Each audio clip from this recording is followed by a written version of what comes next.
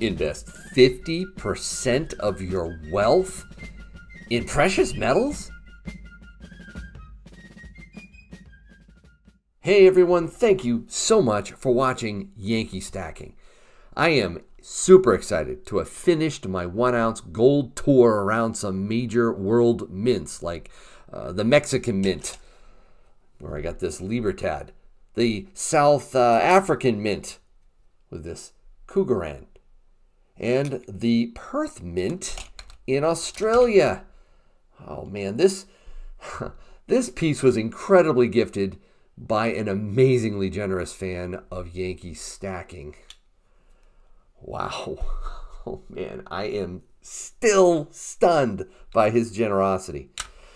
So this brings my total gold stack to 33.63 ounces.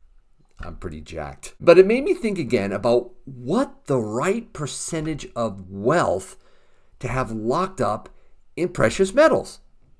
I love both silver and gold. Each serve a similar but slightly different purpose in my precious metals stack. And I absolutely love sharing my stacking journey with all of you. I really do.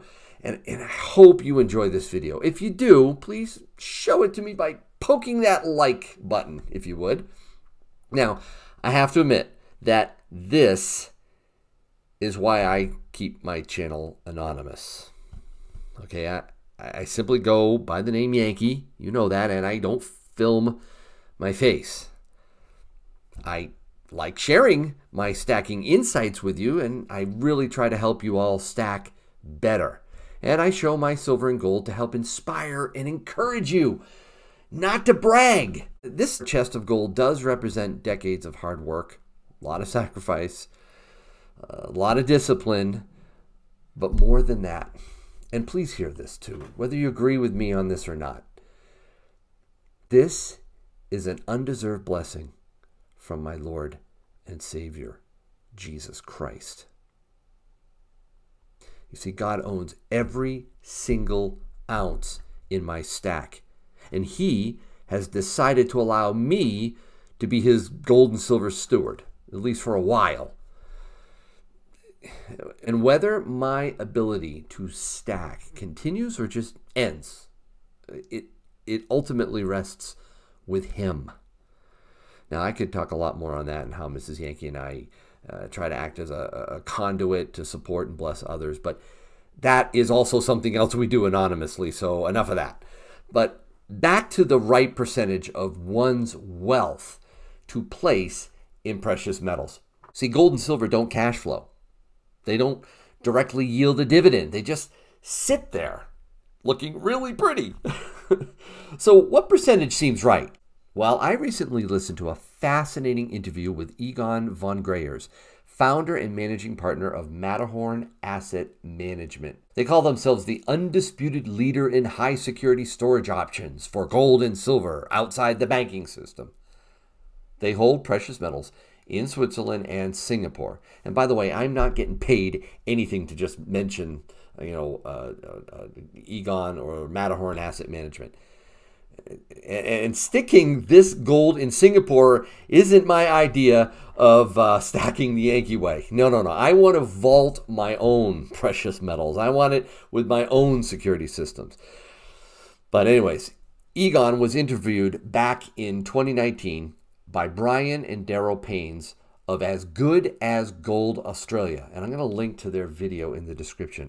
In that video, Egon makes a remarkable statement about the percentage of one's portfolio he personally believes should be held in gold. I started actually with a business. First, it was just for personal reasons, myself and a few investors or business friends that I advised. And we went into gold in 2002 then, in a major way, because I'm looking at it only from the point of view of risk. I'm not a gold bug as such. It was really to protect against the risks I saw in the world. And already at that time I said, up to 50% of financial assets, which is very high and of course unconventional. But I'm never been a believer in conventional wisdom. 50%? Wow! That is certainly a big portion of one's wealth. Extremely conservative on the part of Egon. But that's him. He's conservative. He's a contrarian. I do like the way he thinks.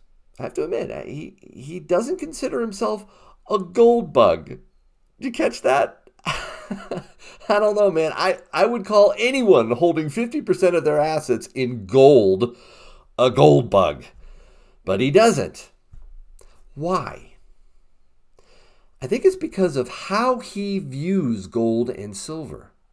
They are primarily wealth preservation assets to him.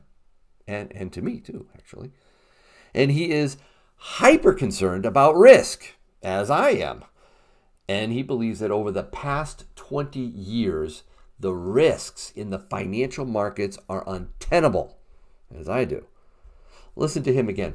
And the way I look at risk then, and of course since 2002, debt has grown exponentially, basically trebled almost. It was just above 80 billion then, global debt, and it's now 260 billion or so. Therefore, risk is, if debt grows exponentially, you know, then risk grows even further than that, you know, super exponentially.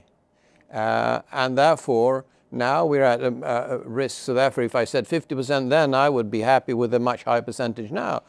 Personally, I would. I know that's unconventional. And I know that, as we both know, that only 0.5% of world financial assets are in gold today. Now, granted, Egon knows this is an unpopular perspective. He actually jokes about it. Well, there was another speaker, Richard of the Perth Mint. I mean, he was saying 5–10% is the right amount or percentage in gold, and anyone who thinks of a high percentage live on a different planet. So, and I was speaking right after him, and I said, "Here I am. I'm on a different planet." I'm sure, regardless of how much silver and gold you have in your stack, there are some of your friends and family that think you're living on another planet too. But even some less conservative financial planners and economists toss out the 10% target for precious metals as a hedge. Jim Rickards, another economist I listen to regularly, advocates putting 10% into precious metals. And I like the 10% more than the 50% target that Egon brings up, but I can understand his mindset. A while back, I shared my financial portfolio and the percentages I have in various sectors and instruments. I recommend you check out that video if you haven't for more details. But when it comes to silver and gold, I'm shooting for 15% of my portfolio by age 62. I have about 7 years to pull that off, and I'm just over halfway there at 8.25% of my portfolio. But 50%, man, I think that is a bit extreme. But who knows? If there's a widespread economic collapse before I'm 62, I might wish I'd followed Egon's example. What do you think of that 50% target? Leave a comment down below. And as always, I hope your day is A-OK.